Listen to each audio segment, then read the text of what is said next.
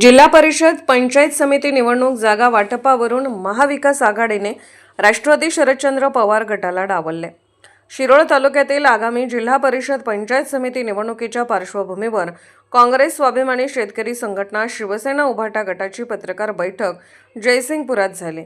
यावेळी जागा वाटप झाले असून महाविकास आघाडी अंतर्गत झालेल्या जागा वाटपामुळे राजकीय वातावरण तापले आहे। महाविकास आघाडीने या निवडणुकीत राष्ट्रवादी काँग्रेस शरदचंद्र पवार गटाला सपशेल वगळलं आहे। इतर घटक पक्षांना जागा दिल्याने राष्ट्रवादी काँग्रेस शरदचंद्र पवार गटाला मोठा धक्का दिलाय।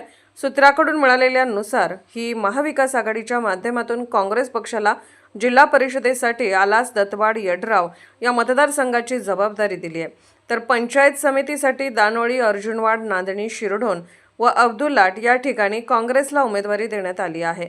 स्वाभिमानी शेतकरी संघटनेला जिल्हा परिषदेसाठी अब्दुल्लाट नांदणी दानोळी हे मतदारसंघ देण्यात आले असून पंचायत समितीसाठी अकिवाड दत्तवाड गणेशवाडी कोथळी उदगाव व चिपरी या ठिकाणी जागा दिलेत।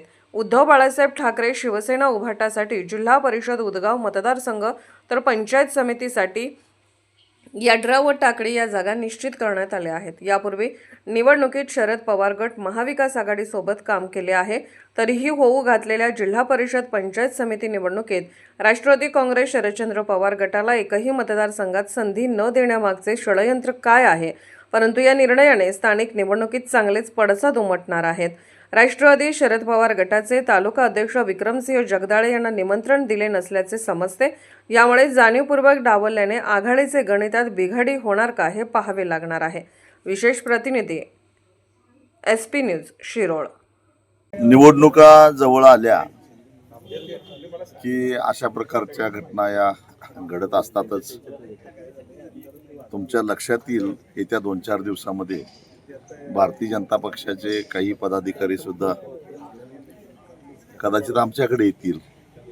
आमच्या बॅनरखाली निवडणुका लढताना तुम्हाला बघायला मिळेल। इतर पक्षांचे सुद्धा येतील। तेव्हा निवडणुकीच्या काळामध्ये अशा घटना होतच असतात। आमची ही जी आघाडी आहे ही विचारावर आधारित आघाडी आहे आणि ती भक्कमपणाने आम्ही ती आघाडी घेऊन मतदारांच्या समोर जातोय आणि जिंकण्यासाठी आम्ही उभे आहोत। अशाच अपडेटसाठी SP न्यूज चॅनलला लाईक करा, शेअर करा आणि सबस्क्राईब करा।